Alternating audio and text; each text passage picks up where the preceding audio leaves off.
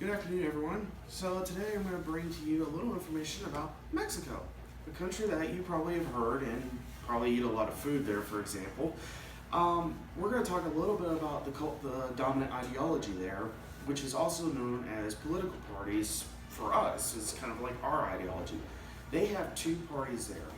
They are known as the National Action Party and the Institutional Revolutionary Party, and their acronyms are PAN and PRI. If you hear those, they're kind of like PAN is like the Republican Party, and PRI is like our Democratic Party.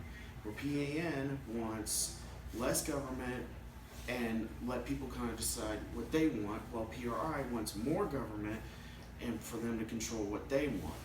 And right now, as a matter of fact, PAN is in control of the country because in 2000 they had Vincent Fox as their candidate and he won the election.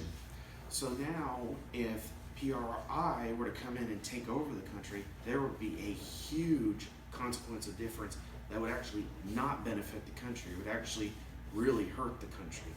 So now I'm going to pass it off to cultural traditions with Maddie.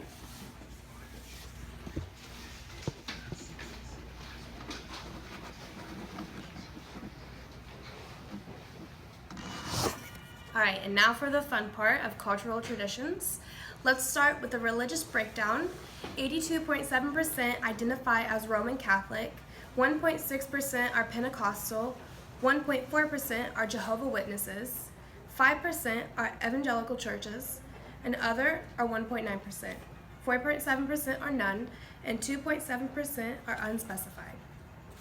Being that the majority of the population is Roman Catholic, this should lead to us to know that lots of the cultural traditions are surrounded by those beliefs, just as religion plays a major role in traditions in other cultures. The first part of a cultural tradition is common courtesy. Manners are very important in the Mexican culture. It's tradition to bring flowers when you are invited into another person's home. Speaking loudly is considered rude. Please and thank you are often used. The next tradition is Cinco de Mayo, which translates to 5th of May. It's a day in 1862 that the Mexican army defeated the French forces. Mexicans celebrate with festivals, foods, and drinks. Cinco de Mayo is embraced in the U.S. as a way to build pride among Mexican Americans. Next holiday is New Year's. To celebrate New Year's, many Mexicans spread lentils around their doorways as a symbol of abundance, place a coin in their shoe to attract economic prosperity. Like the U.S., traditions are of resolutions. Some Mexicans create a list of wishes and keep it on hand all year. At midnight, ringing a bell symbolizes a home's happiness. And one of the largest holidays in Mexico is Dia de los Muertos, which translates to Day of the Dead. It's a holiday based on celebration of the deceased and loved ones. November 1st is All Saints' Day. It's dedicated to children that have passed on, known as angelitos or little angels. November 2nd is All Souls' Day. This day is to remember older family members to friends. It is not a spooky holiday, like some people think it is. It's a holiday based on love and happiness. Altars are decorated with pictures, photos, gifts, mementos, and offerings of foods. Pan de Muerto, or bread of the dead, is eaten in remembrance. And on to foods. Most foods used in Mexico include native corns, chili peppers, avocados, tomatoes, and squashes. And food is a binding force within Mexican families. And that wraps up everything for cultural traditions. And now we're going to go over to Mexican education.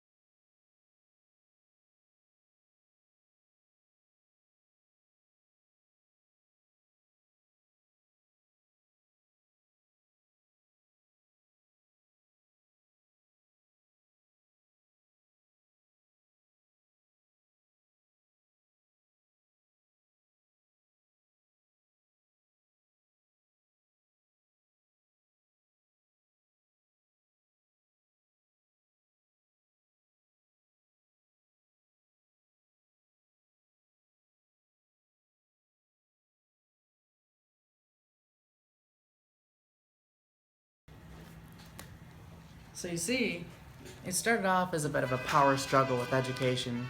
They couldn't tell whether they wanted it to be religious based or through the government, until finally the government took it over in the end. And then from there, seeing how only 45% of Mexicans graduate high school, it makes it very hard to go any further in any sort of aspect of life based on that. Yep, and now on to gender.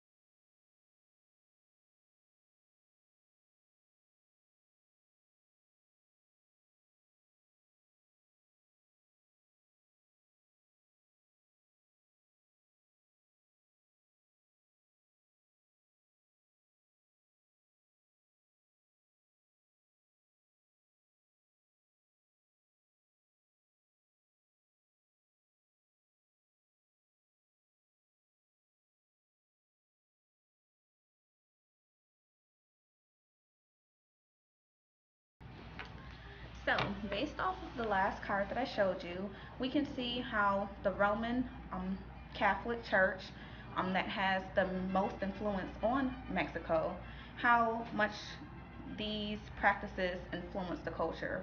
So, as we see that 16 out of 32 of the states illegalized abortion. And as we know, within the Roman Catholic Church, they typically believe not. They typically are opposed to abortion. So that's how that cultural ideology and how deviation from that really shows throughout this culture, as it relates to one aspect of gender.